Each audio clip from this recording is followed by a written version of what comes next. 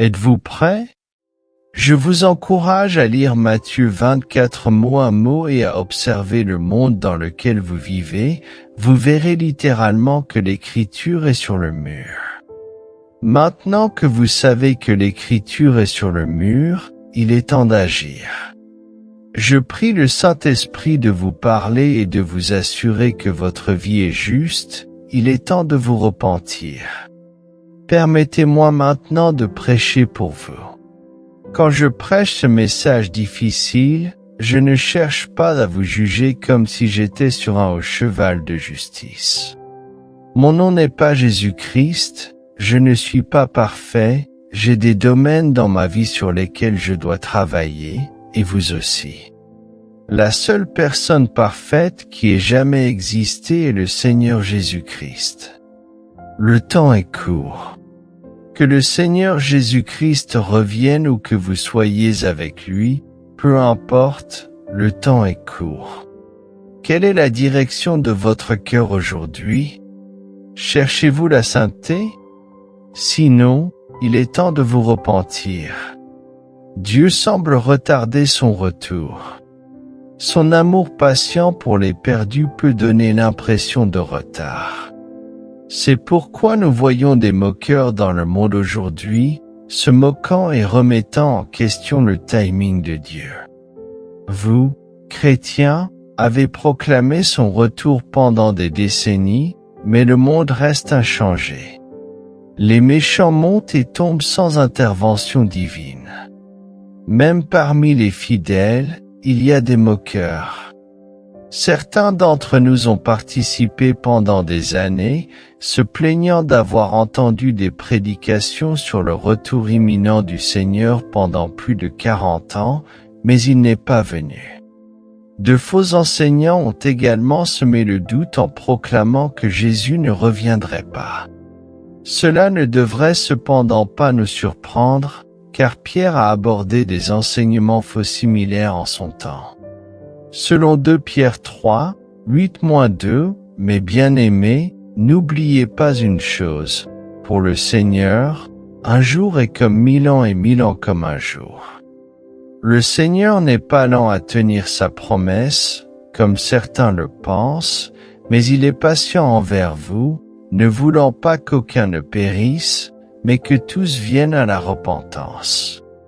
Mais le jour du Seigneur viendra comme un voleur dans la nuit, auquel les cieux passeront avec fracas, et les éléments, enflammés, se dissoudront, et la terre, avec les œuvres qui s'y trouvent, sera brûlée.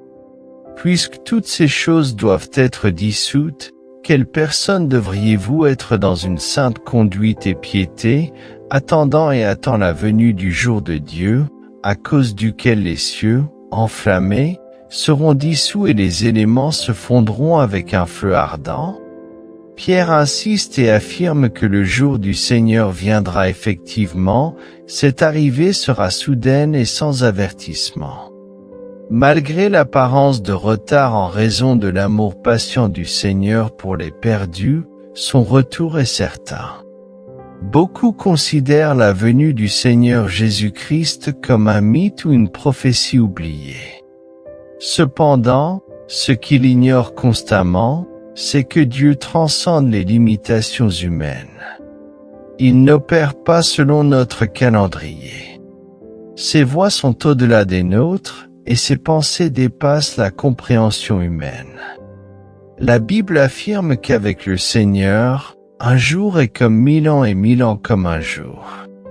Ce qui semble être une éternité pour nous n'est qu'un court laps de temps pour Dieu. Tout comme une heure peut sembler une éternité pour un enfant mais un instant pour un adulte, ce concept met en évidence la nature infinie de Dieu, contrastant fortement avec notre compréhension. Pour les humains, le temps est une progression linéaire marquée par des moments, des jours et des années, chacun avec son poids et sa signification. Cependant, pour Dieu, qui existe au-delà des limites du temps, nos années peuvent se dérouler comme des moments fugaces. Quand Jésus reviendra, ce sera en un instant, ce qui surprendra beaucoup, comparé à un voleur dans la nuit.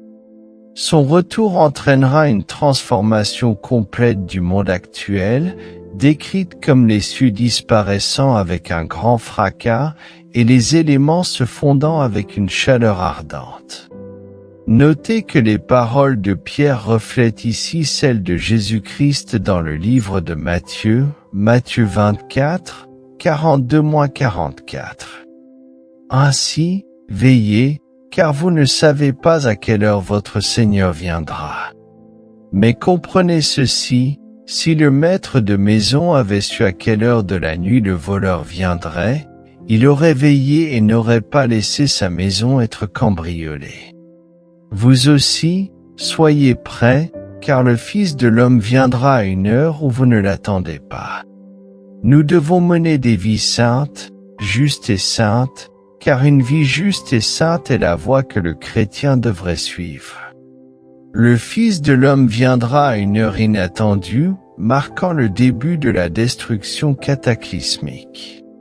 À travers le feu, le monde tel que nous le connaissons sera fondu, reconstruit et purifié de chaque trace de péché, de la tromperie du diable, de toutes les maladies et du mal. Seule la justice parfaite et complète, ainsi que la sainteté pure et absolue, subsisteront. Il n'y aura plus de lutte contre le péché ou la tentation, tout sera pur.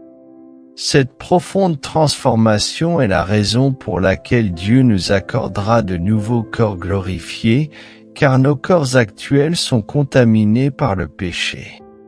Le péché a introduit la mort dans le monde, comme le dit Romains 5:12. Par conséquent, un jour viendra où une purification par le feu se produira. L'univers lui-même sera enveloppé de flammes et nous serons émerveillés par la puissance de Dieu, le même Dieu qui a tout créé amènera tout à son apogée. Les mots ne peuvent pas saisir la magnitude de ce que Pierre essaie de transmettre ici. Notre langage humain ne peut pas entièrement expliquer la flamme dont Pierre parle. Le jour du Seigneur viendra comme un voleur, le jour du Seigneur viendra comme un voleur dans la nuit, arrivera à un moment où les gens n'attendent pas sa venue, rapide et inattendue. Oui, la terre sera consumée par le feu ardent, mais êtes-vous prêts pour le second avènement? Selon 2 Pierre 3, 10-2, l'apôtre met vraiment les choses en perspective. Il dit que nous devons vivre une vie sainte et pieuse en attendant le jour de Dieu. Il met vraiment les choses en perspective. Nous dépensons souvent un temps excessif et des efforts à chercher des possessions et des réalisations mondaines, mais quand nous réalisons que toutes ces choses finiront par périr, voitures, maisons, certificats et richesses, pourquoi ne pas prioriser nos vies pour vivre selon la sainteté que Dieu désire? Pourquoi investir tant d'énergie dans l'acquisition de choses temporaires qui seront finalement consumées par le feu? Au lieu de cela, nous devrions nous concentrer sur la recherche du pouvoir de la justice et du royaume de Dieu, les priorisant. En suivant ce conseil, nous mènerons des vies de sainteté et nous assurerons une vie éternelle à travers le Christ, comme Matthieu 6h33 le conseille, mais cherchez premièrement le royaume de Dieu et sa justice, et toutes ces choses vous seront données en plus. Alors que certains prônent de vivre chaque jour comme si c'était le dernier, je crois que nous devrions vivre comme si Jésus pouvait revenir à tout moment. Nous devons être préparés à toute éventualité, rester concentrés sur Jésus et résister aux distractions qui pourraient nous détourner du chemin de Christ. Hébreux 12h12 nous encourage à nous délester de tout fardeau et du péché qui nous assaille si facilement et à courir avec patience la course qui nous est proposée en regardant à Jésus, l'auteur et le consommateur de notre foi. Vivre une vie sainte implique l'obéissance à Dieu avant tout. Ceux qui vivent selon la volonté de Dieu n'enfreignent pas ses commandements, peu importe le coût. Ils font confiance à Dieu, étudient diligemment sa parole et refusent de transiger même face aux tentations mondaines. Alors que d'autres peuvent choisir de suivre les voies du monde, ils restent fermes dans leur engagement envers Dieu, obéissant à son commandement de être saint comme il est saint, quelles que soient les circonstances de la vie. Lévitique 19h2 s'adresse à toute la congrégation des enfants d'Israël et leur dit: « Vous serez saints, car je suis le Seigneur votre Dieu, saint. » C'était un ordre de Dieu. Dieu ne suppliait personne ici de être saint, mais il leur ordonnait. Les gens saints ne compromettraient jamais, ils obéiraient à ce commandement tel qu'il a été prononcé par Dieu. C'était une partie des commandements que Dieu nous a donnés, et nous devons le suivre. La lettre que nous devons prioriser pureté dans nos vies en affirmant simplement aimer Dieu est insuffisante. Le véritable amour de Dieu se manifeste à travers l'obéissance à ses commandements. Jésus lui-même a souligné cela en Jean 14h15 lorsqu'il a dit: « Si vous m'aimez, gardez mes commandements. » Donc, si nous professons aimer Dieu, nous devons adhérer à ses commandements, y compris l'appel à être des individus saints et saints. Les véritables saints aiment vraiment Dieu et démontrent l'obéissance à sa parole sans adhésion sélective. La vraie sainteté et le christianisme ne ressemblent pas à un buffet où l'on peut choisir quel commandement suivre en fonction des préférences personnelles. Au lieu de cela, ils impliquent une obéissance de tout cœur à tous les commandements de Dieu. Il est inadéquat de choisir quel commandement suivre tout en négligeant les autres, par exemple, s'abstenir de voler mais pratiquer le sexe avant le mariage ou refuser de pardonner à ceux qui nous ont fait du mal. La sainteté comme membre du corps de Christ nous amène à nous éloigner des expressions superficielles du christianisme et de la sainteté. Au lieu de cela, nous devons authentiquement démontrer notre amour pour Jésus-Christ en suivant fidèlement ses commandements.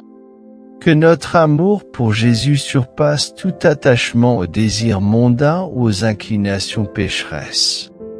Les individus saints adhèrent à toute la parole de Dieu, pas seulement aux parties qui sont pratiques ou attrayantes. L'Antéchrist ne viendra pas seul. L'Antéchrist est vraiment en route pour tromper le monde entier avec un charme incomparable et une présence captivante qui exerce la tromperie comme aucun autre et abritant un pouvoir sombre venant directement des profondeurs de l'enfer. Cet individu non seulement trompera les gens, mais aussi des nations entières, détournant des millions et des millions de gens. Le monde ne le vénérera pas seulement, mais l'adorera, enveloppé dans une énergie démoniaque qui oblige d'innombrables personnes à se prosterner en adoration. Il se présentera comme un symbole d'unité, un phare de paix au milieu des ténèbres, se présentant faussement comme la solution aux problèmes du monde et offrant une utopie fausse qui éloigne les gens avec son déguisement trompeur. Il apparaîtra comme un ange de lumière, apparemment innocent comme un agneau ou un mouton, mais en réalité il est un loup, un dragon abritant la corruption. Quoi qu'il en soit crucial de se rappeler, souvent oublié dans l'eschatologie chrétienne et dans le livre de l'Apocalypse, qu'il ne viendra pas seul. L'accompagnera une autre figure, son bras droit, un conseiller et un confident prêt à amener les dirigeants des nations et le monde entier à la soumission. Ce complice exercera une influence surnaturelle en accomplissant des miracles qui pourraient tromper même les plus dévots. Il est essentiel de reconnaître aujourd'hui que l'Antéchrist n'entreprendra pas cette mission seul. Alors qui est l'Antéchrist qui vient? Que le registre biblique par l'Apocalypse 13.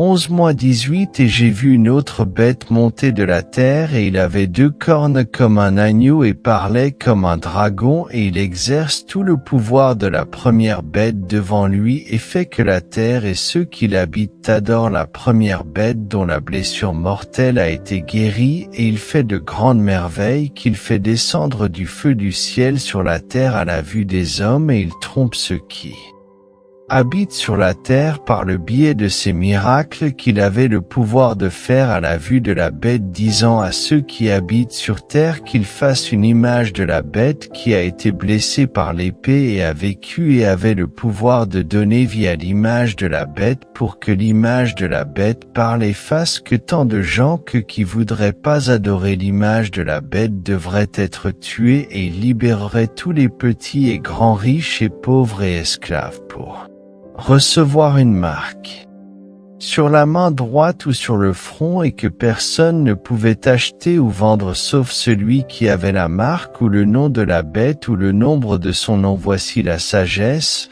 Celui qui a de l'intelligence compte le nombre de la bête, car c'est le nombre d'un homme et son nombre est 666. Et si une théorie dominante suggère que l'Antéchrist émergera comme un leader politique charismatique exerçant une profonde influence sur les nations et les peuples, un autre point de vue propose que l'Antéchrist pourrait être un milliardaire doté d'une influence significative de pouvoir. Certains spéculent même que l'Antéchrist pourrait être un ancien président, observant que chaque fois qu'un nouveau président est élu, des revendications surgissent inévitablement suggérant que ce nouveau dirigeant est l'Antéchrist. Une autre perspective postule que l'Antéchrist pourrait être un groupe religieux chef à la tête d'une religion fausse ou d'une version apostate du christianisme. Avec de nombreuses théories circulant sur l'identité de l'Antéchrist, il est essentiel de considérer la discussion entourant le faux prophète avant d'enquêter sur l'identité de l'Antéchrist. Le faux prophète guidera le peuple dans l'adoration de l'Antéchrist, le positionnant comme une figure digne de dévotion. Ce faux prophète est une figure hautement proéminente, au point qu'il, aux côtés de l'Antéchrist, sera parmi les premiers à être jeté dans le lac de feu. L'Apocalypse 19h20 nous raconte que la bête fut capturée, ainsi que le faux prophète qui avait opéré des miracles devant elle, avec lesquels il avait trompé ceux qui avaient reçu la marque de la bête et ceux qui avaient adoré son image. Tous deux furent jetés vivants dans un lac de feu brûlant de soufre.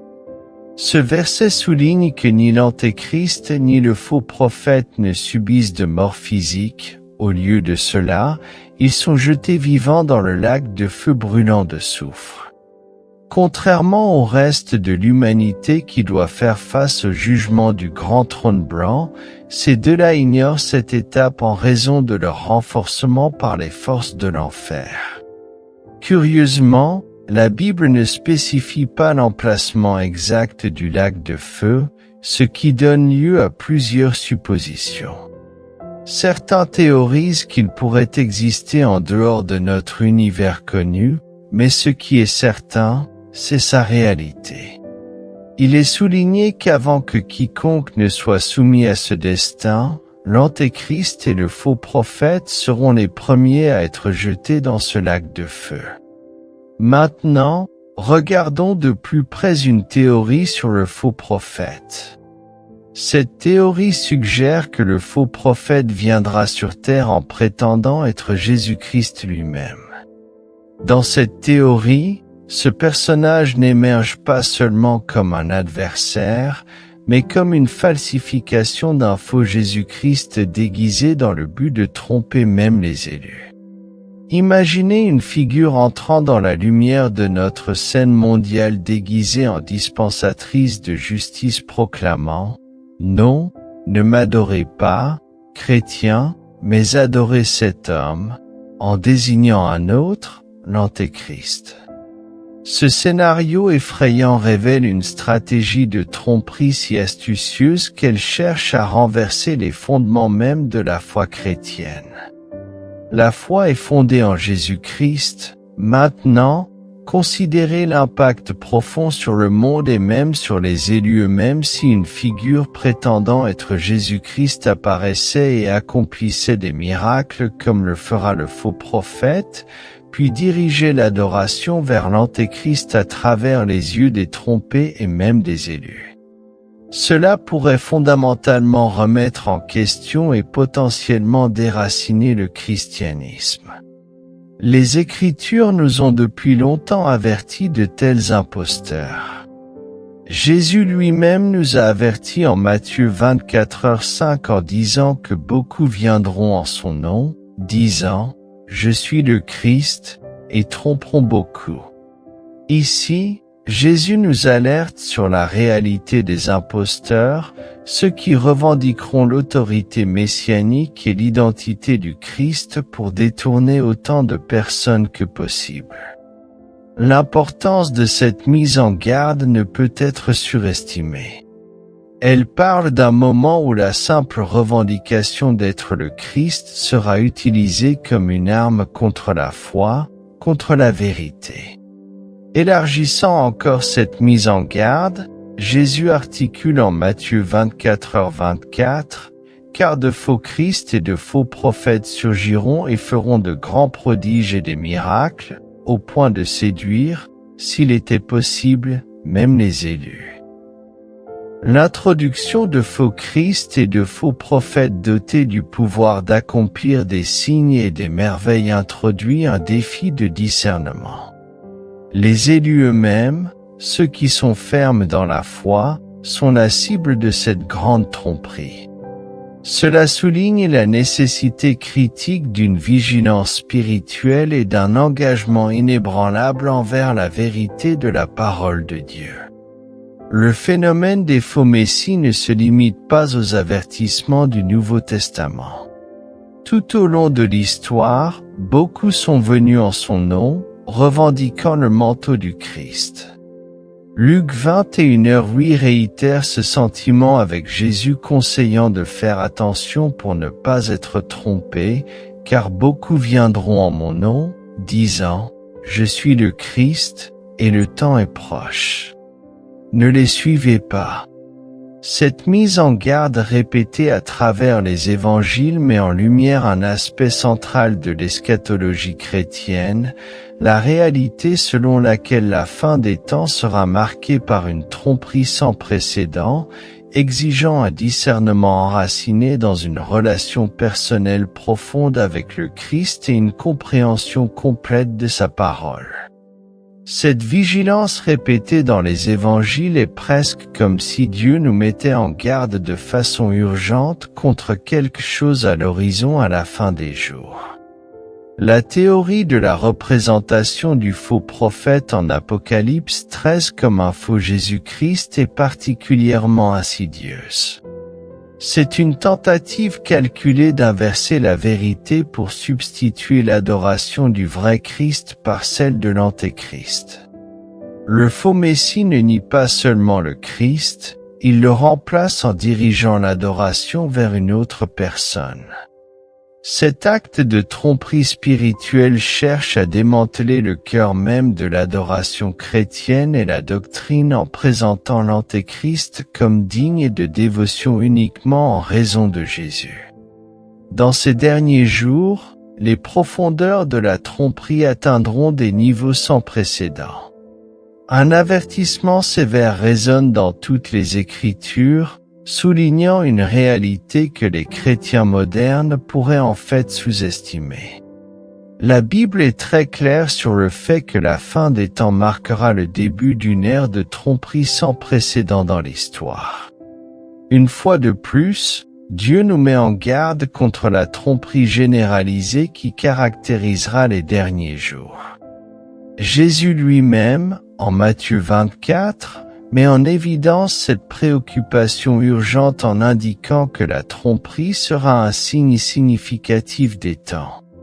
Pouvez-vous penser à une meilleure façon de tromper que de présenter un faux Messie, qui reflète si étroitement le Messie attendu que même les élus pourraient tomber dans la confusion? C'est l'essence de la tromperie des derniers jours, où Satan, le père des mensonges et le grand trompeur, élabore son plan le plus insidieux. Si Satan est en effet l'architecte de la tromperie, alors se déguiser en Jésus-Christ pour accomplir des miracles afin de captiver et tromper n'est que son chef-d'œuvre. Pouvez-vous penser à une meilleure façon de tromper les masses que de leur offrir les nombreux signes et merveilles qu'ils attendent de leur Sauveur, pour ensuite les remplacer par une façade qui mène à la destruction? C'est la profondeur de la tromperie. Nous sommes avertis contre une manipulation si profonde qu'elle exige une foi ancrée et un discernement basé sur les Écritures pour résister aux tromperies des derniers jours, conçues non seulement pour tromper, mais aussi pour déraciner et défier fondamentalement le cœur même de notre foi. Cette théorie du faux prophète en tant que faux Jésus-Christ représente le summum de la stratégie satanique utilisant des miracles et le déguisement de la divinité pour détourner non seulement les imprudents, mais aussi les élus eux-mêmes. Jésus nous a avertis en Matthieu 24h5 que beaucoup viendront en son nom, disant « Je suis le Christ » et tromperont beaucoup. Cet avertissement ne concerne pas seulement la présence d'imposteurs, mais l'ampleur de leur impact. Encore une fois, en Matthieu 24h24. Il souligne cette menace car des faux Christ et des faux prophètes surgiront et feront de grands signes et prodiges, de sorte que, s'il était possible, ils tromperaient même les très élus.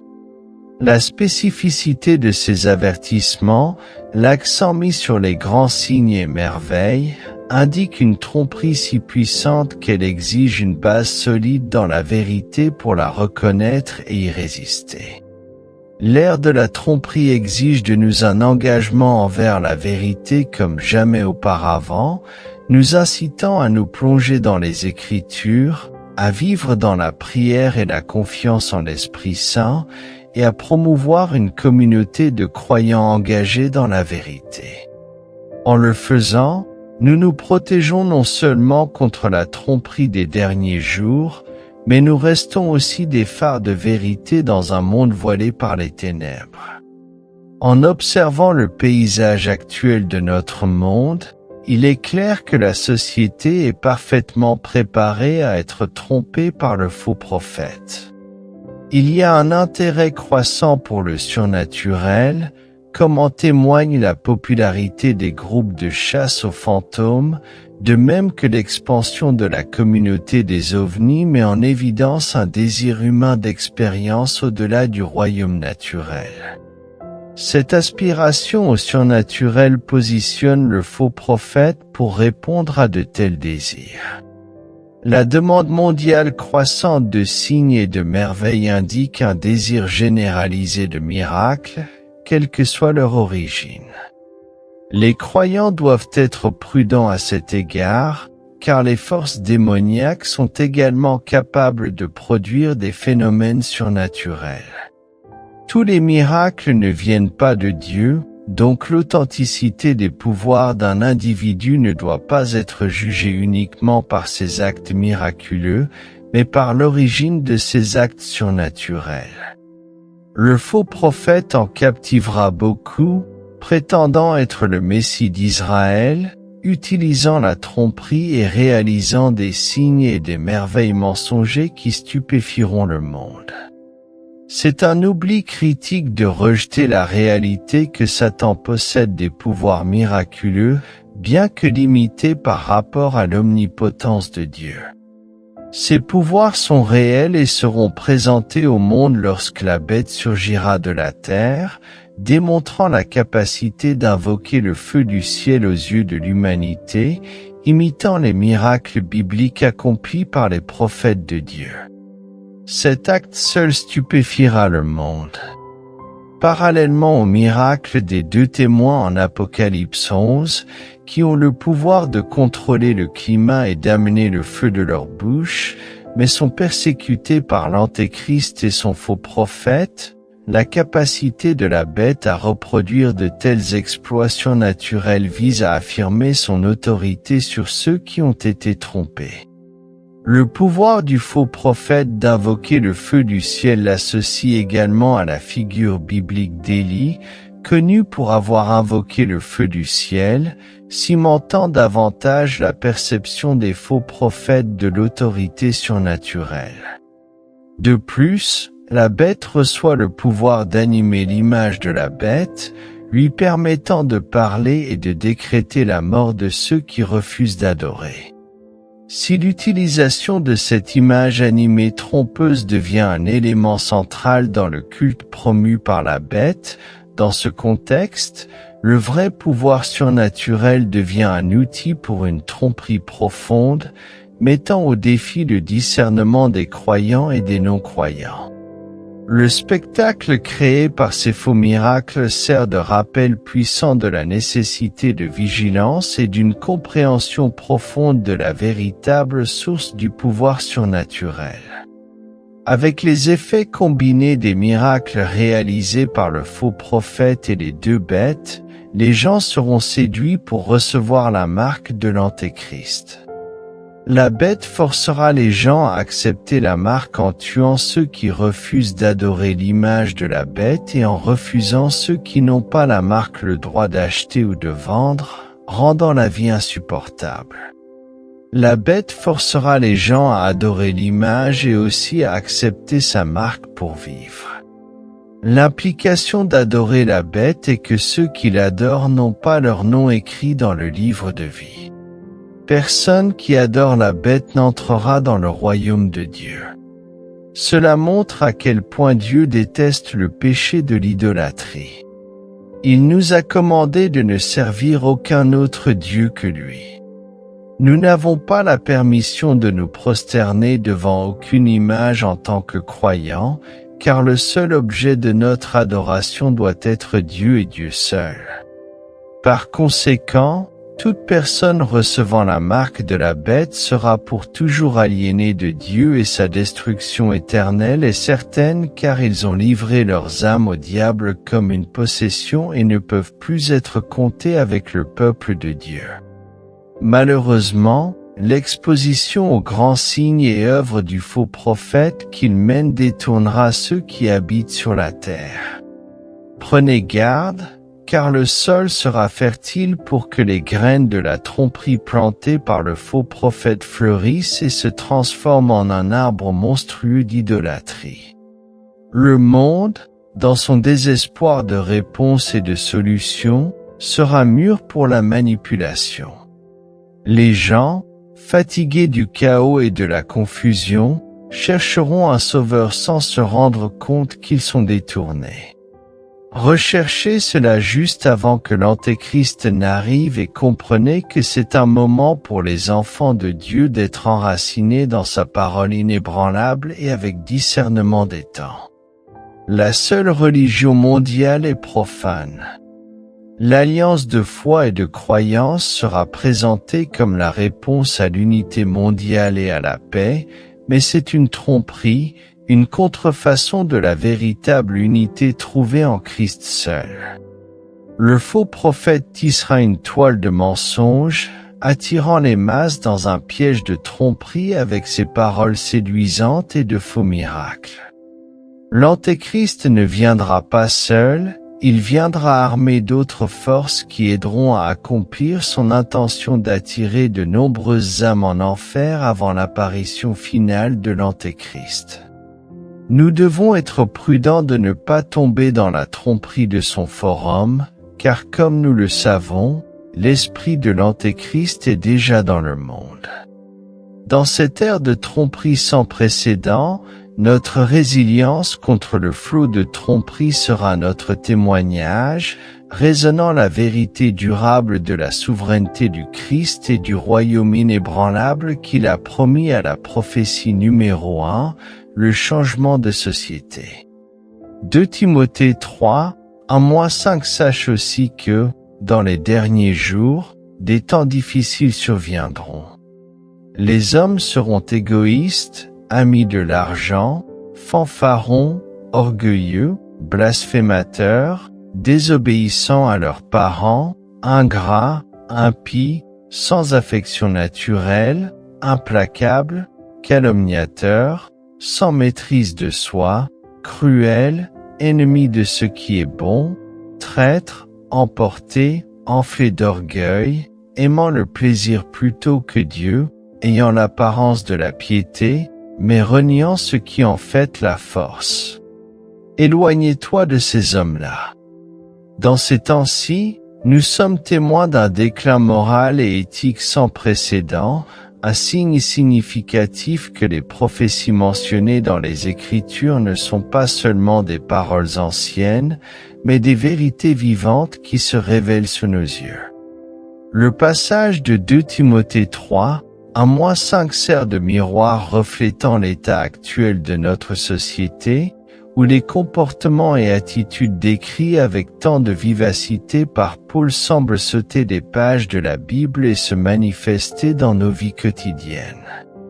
Alors que nous plongeons dans ce passage, il devient évident que nous vivons à une époque marquée par un profond égocentrisme. C'est un thème qui résonne profondément dans notre génération, où l'élévation du moi au-dessus de tout est devenue la norme. Cet amour de soi, contre lequel les Écritures nous mettent en garde, ne concerne pas un sain respect de soi, mais un narcissisme profond qui place les désirs individuels au-dessus du bien-être des autres. Notre société nous encourage à nous aimer inconditionnellement, en promouvant l'idée que cet amour-propre est la base d'une personnalité saine.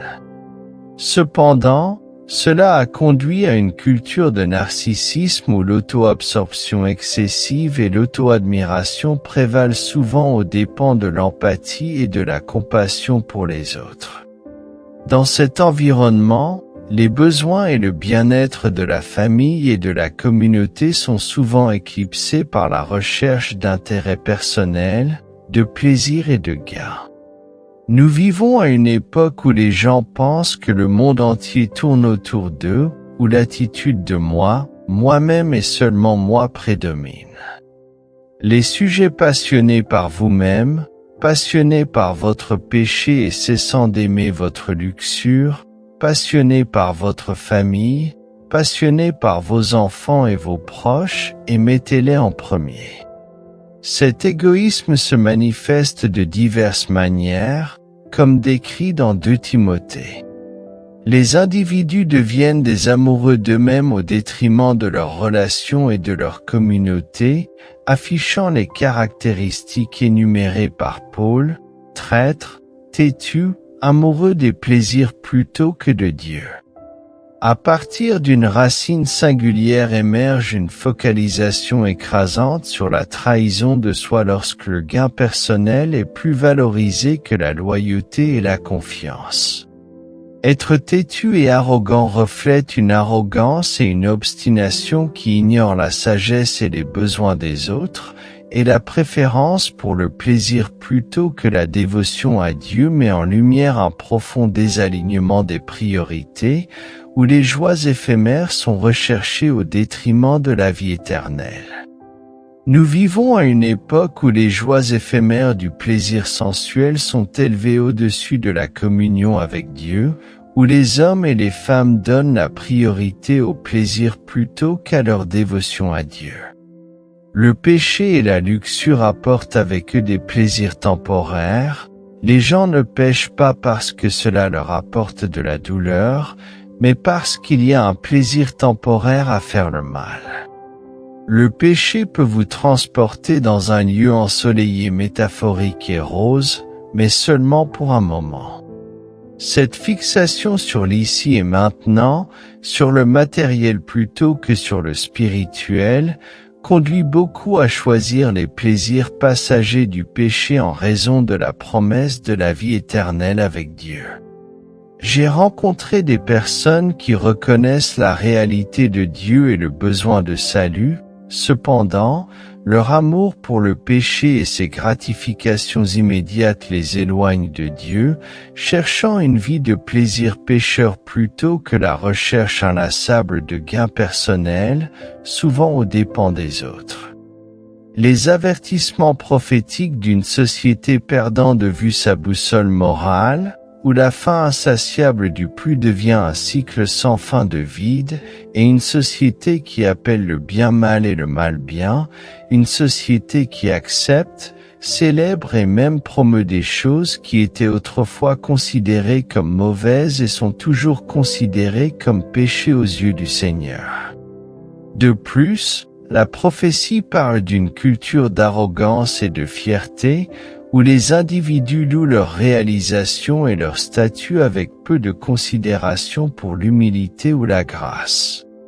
Cette attitude prédominante éloigne non seulement les individus les uns des autres, mais aussi de Dieu, créant une société qui valorise les éloges plutôt que les actes de bonté et de compassion.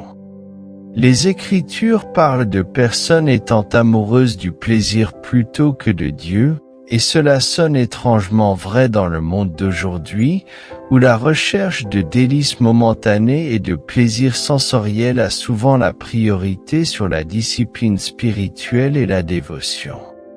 La prophétie numéro 2, le commencement des douleurs que nous vivons au début des douleurs, un temps prédit avec clarté prophétique et détails modérés. Cette phrase, le commencement des douleurs, parle d'une période marquée par une série d'événements, chacun augmentant en fréquence et en intensité, annonçant le déploiement d'une narration divine mise en place avant même le temps lui-même. Ces douleurs ne sont pas de simples phénomènes naturels ou occurrences aléatoires, elles sont les douleurs de l'accouchement d'une création qui gémit pour la rédemption, les précurseurs du point culminant de l'histoire telle que nous la connaissons. Le commencement des douleurs signifie une conjoncture critique dans la ligne du temps divine, une période caractérisée par la turbulence, l'agitation et la détresse, une ère marquée par les guerres et les rumeurs de guerre, les nations se levant contre les nations, les royaumes contre les royaumes, les famines, les pestes et les tremblements de terre en divers lieux. Concentrons-nous un instant sur les tremblements de terre, le phénomène des tremblements de terre augmentant en fréquence et en intensité sert d'illustration convaincante du commencement de la prophétie de la douleur, se manifestant tangiblement sur notre planète depuis le début du XXe siècle. Jusqu'en l'an 2000, les données sismologiques ont montré une augmentation marquée du nombre et de la gravité des tremblements de terre dans le monde entier. Cette tendance n'est pas simplement anecdotique, mais est étayée par des données complètes collectées et analysées par des instituts géologiques et sismologiques du monde entier. Les enregistrements d'instances indiquent que la fréquence des tremblements de terre significatifs, ceux d'une magnitude de 6,0 ou plus, a vu une augmentation notable tout au long du XXe siècle. Le début des années 1900 a enregistré moins de 100 tremblements de terre significatifs par décennie, un nombre qui a constamment augmenté, culminant en plusieurs centaines de ces événements annuellement à la fin des siècles. Il marque le début d'une période de signification sans précédent, une époque où le monde est préparé pour le retour du Christ. Ces douleurs nous rappellent que nous vivons à une époque de défis profonds et d'opportunités incomparables. Elles sont un appel à la vigilance, à la prière et à un engagement plus profond à vivre notre foi avec urgence et compassion, tout en observant le monde qui nous entoure. Il est évident que la fréquence et l'intensité de ces douleurs augmentent réellement. Les guerres et les conflits font rage avec une régularité alarmante, laissant des traces de désolation et de désespoir, tandis que les famines et les pestes attaquent également avec une force implacable, fauchant des vies et détruisant des communautés. Et au milieu de tout cela, la terre elle-même gémit avec des tremblements de terre et des catastrophes naturelles, comme si elle réclamait la rédemption. Ces événements préoccupants, aussi graves qu'ils puissent être, ne sont pas sans but, ils servent de réveil divin, des alertes qui nous appellent à regarder au-delà du temporel et à tourner nos yeux vers l'éternel. Ils nous rappellent que ce monde, avec toute sa beauté et sa fracture, n'est pas notre destination finale à la maison. Ils nous rappellent que, en tant que disciples du Christ, notre espoir n'est pas ancré dans les sables mouvants de ce monde, mais dans les promesses immuables de Dieu. Et finalement, il nous rappelle que Jésus revient bientôt. Prophétie numéro 3, la connaissance augmentera. Dans Daniel 12h4, il est écrit « Mais toi, Daniel, enferme ces paroles et scelle le livre jusqu'au temps de la fin. Beaucoup parcourront ça et là, et la connaissance augmentera. » Il existe différentes explications fournies par les commentaires bibliques sur Daniel 12h4, et chacune a sa validité, présentant des points extrêmement convaincants. La première interprétation suggère que l'expression « beaucoup parcourront ça et là » et la connaissance augmentera fait référence au progrès rapide dans les transports et les progrès technologiques, en contraste avec la seconde, qui postule que cela indique que beaucoup se plongeront dans les Écritures dans leur quête de connaissance. Avec la plupart des érudits bibliques s'alignant sur cette interprétation. Les deux interprétations ont des éléments qui se manifestent dans le monde d'aujourd'hui, observables à travers l'augmentation de la fréquence et de l'intensité de ces phénomènes. Le premier suggère une explosion de connaissances en argumentant que la phrase fait référence aux voyages mondiaux à la fin des temps avec des voitures, des bus, des trains, des fusées et des avions ainsi que l'augmentation de la connaissance physique de Daniel. La prophétie selon laquelle la connaissance augmentera s'est réalisée de nombreuses manières. Nous vivons à une époque où l'information est facilement accessible avec plus de connaissances à notre portée que jamais auparavant, une époque de connaissances incomparables et de progrès technologiques au cours des 3000 dernières années, des changements significatifs ont eu lieu dans la façon dont nous vivons. Travaillons et communiquons depuis l'invention des outils en pierre vers 100 000 avenue Jésus-Christ.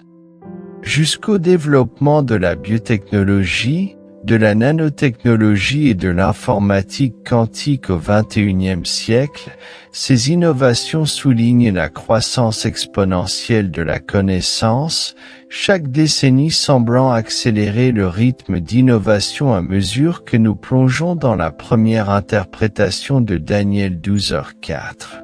Nous sommes émerveillés par l'ampleur des réalisations humaines et les horizons croissants de compréhension des merveilles technologiques avec lesquelles nous interagissons.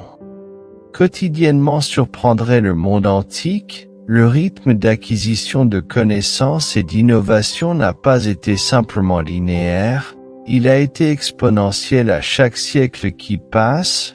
Nos avancées non seulement augmenté nos capacités, ils les ont multipliées, le changement le plus significatif, sans aucun doute commencé avec la révolution industrielle lorsque les machines ont commencé à remplacer le travail manuel et l'industrie a commencé à croître, marquant le début de la trajectoire ascendante de la connaissance. Une illustration parfaite et maléfique de ces SpaceX, un fabricant aérospatial privé et une entreprise de services de transport spatial fondée en 2002, d'Elon Musk, illustre le saut étonnant dans la connaissance et les capacités humaines il y a seulement 2 siècles.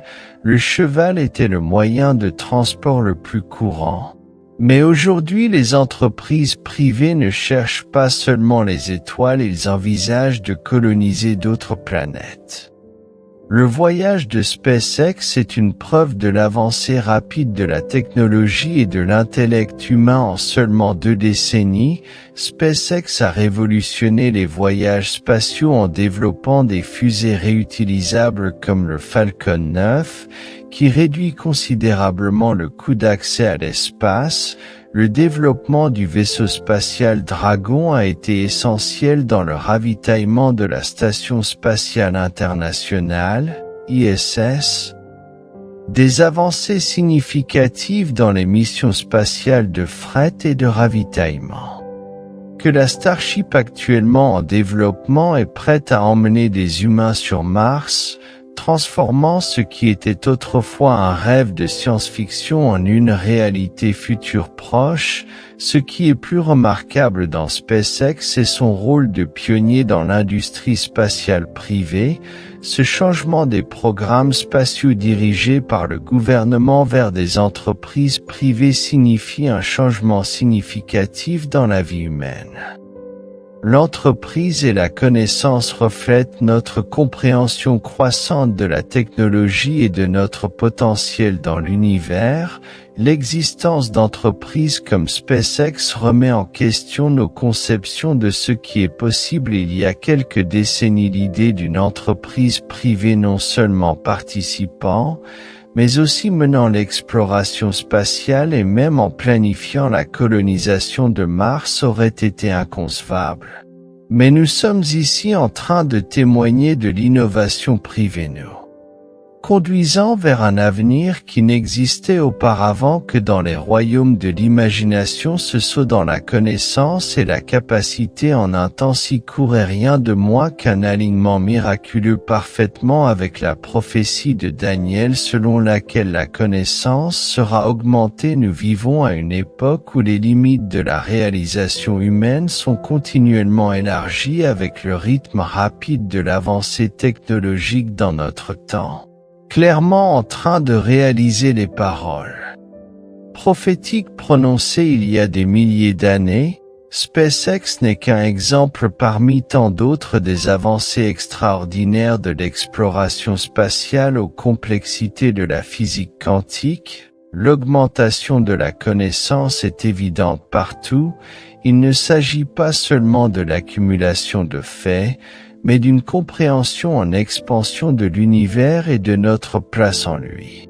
Cette augmentation incroyable de la connaissance et des capacités nous rappelle la nature prophétique du livre de Daniel, vivant à une époque où de tels progrès étaient inimaginables, a prophétisé une époque où la connaissance serait augmentée et les gens parcouraient de grandes distances, une prophétie étonnamment alignée sur notre réalité actuelle. En réfléchissant à SpaceX et à notre plus large avancement technologique, nous sommes rappelés à la vérité intemporelle des Écritures et au déploiement du plan souverain de Dieu tout au long de l'histoire. Alors que nous nous émerveillons des réalisation de notre époque, souvenons-nous de la source de toute sagesse et connaissance et des paroles prophétiques qui ont prédit ces temps remarquables. La deuxième interprétation de Daniel 12h4 offre une perspective détaillée sur la croissance spirituelle, suggérant que la quête de l'humanité va au-delà des simples réalisations physiques ou de l'acquisition de connaissances profanes, mais souligne plutôt une plongée profonde dans l'illumination spirituelle où les individus, en particulier, dans ces derniers jours, plongent dans les Écritures à la recherche d'une compréhension profonde et vivent une augmentation remarquable de la connaissance spirituelle. Estimés théologiens et biblistes argumentent que la phrase « beaucoup iront d'un côté à l'autre et la connaissance augmentera » concerne moins la vitesse des transports modernes ou l'avancement de l'éducation laïque et plus une aventure de découverte au sein de la parole de Dieu.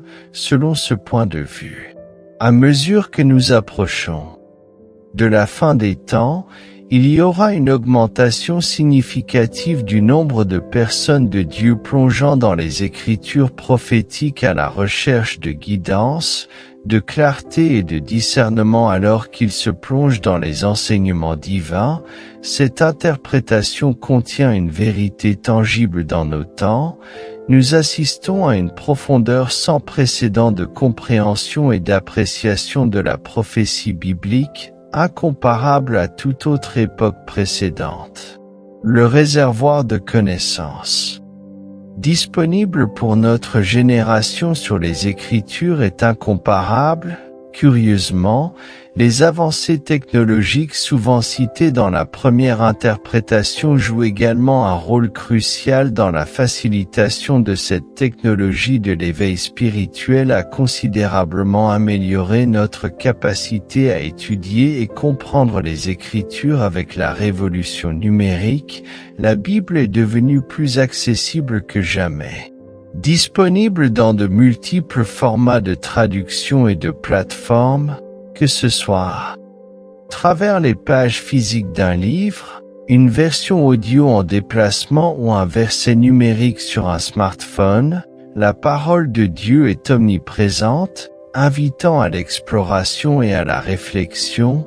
Internet est devenu un outil puissant pour l'étude des Écritures, permettant des recherches approfondies et favorisant des communautés mondiales de croyants intéressés à partager des idées, des interprétations et des témoignages.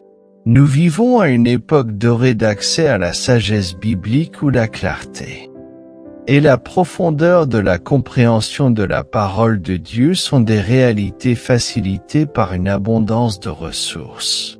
Des commentaires détaillés aux clarifications en ligne au sermon La prophétie numéro 4 sur les moqueurs dans les derniers jours. Un moqueur dans ce contexte est celui qui se moque du Christ, ridiculise les choses de Dieu et s'oppose à l'Évangile. Le rôle des moqueurs dans les derniers jours deviendra plus prononcé alors que le diable les sponsorisera comme faisant partie de ces stratégies pour le temps de la fin pour décourager les croyants qui servent les moqueurs de Dieu sont incités par l'esprit de l'Antéchrist contre ceux qui ont choisi de servir Dieu. Je ne dis pas que l'Antéchrist lui-même est arrivé, la vérité est que je ne sais pas s'il est arrivé ou non. Mais ce que je sais et ce que je peux voir juste en regardant le monde, c'est que son esprit, l'esprit de l'Antéchrist, est le rejet de la divinité de Jésus-Christ. 1 Jean 4:3 affirme « Et tout esprit qui ne confesse pas Jésus-Christ venu dans la chair n'est pas de Dieu, et c'est l'esprit de l'Antéchrist dont vous avez entendu qu'il devrait venir et même maintenant est dans le monde. Vous voyez, un jour à la fois où il y aura un homme, pas n'importe quel homme, mais une figure, une personnification, si vous voulez, de l'Antéchrist. Ce n'est pas un conte de fées, les gens, non, c'est écrit. Cela nous dit clairement comme si c'était jour que bien que cet homme n'ait pas encore montré son esprit, cet esprit de tromperie et de rébellion est déjà ici travaillant autour et trompant, mais aujourd'hui, regardons les moqueurs, ceux qui se moquent de ceux qui ridiculisent, ceux qui rient de la face du Tout-Puissant et de ses enfants amis. Nous devons être vigilants, nous devons être en garde parce que ces moqueurs avec leurs mots astucieux et leurs provocations tenteront de vous faire sortir de votre fondation de foi. Ils tenteront de vous éloigner du droit chemin et étroit de la justice et de la piété que vous avez choisi. Cela mène à la vie éternelle. Combien d'entre vous ont ressenti la douleur de leur raillerie? Combien d'entre vous ont été interrogés, doutés ou ri de votre foi inébranlable en Christ pour rester fort dans votre service au Tout-Puissant quand ils viendront vers vous? Rappelez-vous, ils ne sont pas opérés par eux-mêmes. Non monsieur, ils sont conduits, consciemment ou inconsciemment, par l'esprit de l'Antéchrist que l'apôtre Pierre nous a parlé à propos de ces personnes. Elles marchent selon leurs propres désirs, leurs propres plaisirs. Selon Pierre 39:10, le Seigneur n'est pas négligent concernant sa promesse, car certains hommes considèrent la négligence, mais il est patient envers nous, ne désirant pas qu'un seul périsse, mais que tous viennent à la repentance, excepté le jour du Seigneur viendra comme un voleur dans la nuit, dans laquelle les cieux passeront avec un grand bruit et les éléments fondront avec une chaleur ardente. La terre aussi et les œuvres qui sont en elle seront brûlées en 2 Pierre 3h9 à 1:10. Nous trouvons le cœur de Dieu révélé quand nous demandons sur son temps ou questionner son retour. Ce passage nous rappelle que le calendrier de Dieu n'est pas comme le nôtre. Comprenez-le, le Dieu de l'univers, celui qui a mis les cieux et la terre en mouvement, accomplira sa promesse sans délai, mais dans sa divine la ligne du temps, il est un peuple souffrant, ce qui signifie qu'il est patient au-delà de notre compréhension, désirant que le plus grand nombre possible d'âmes viennent à la repentance. Prenons un peu de recul et réfléchissons à beaucoup d'entre vous qui écoutent maintenant et demandez-vous si Jésus était revenu il y a 20 ans, où seriez-vous au ciel ou en enfer, il y a environ 10 ans ou même l'année dernière? La miséricorde et la patience du Seigneur ont permis à beaucoup d'entre nous plus de temps pour venir à lui. Son retard a été notre salut. Considérez cela alors que je suis devant vous dans tout ce monde. Les âmes sont être sauvées. Quelqu'un dans un coin reculé de la terre est à genoux donnant sa vie à Christ en ce moment même, et bien au cœur de votre ville natale se tourne vers le Sauveur. Un par un, ils viennent au salut, connaissance de notre Seigneur Jésus-Christ.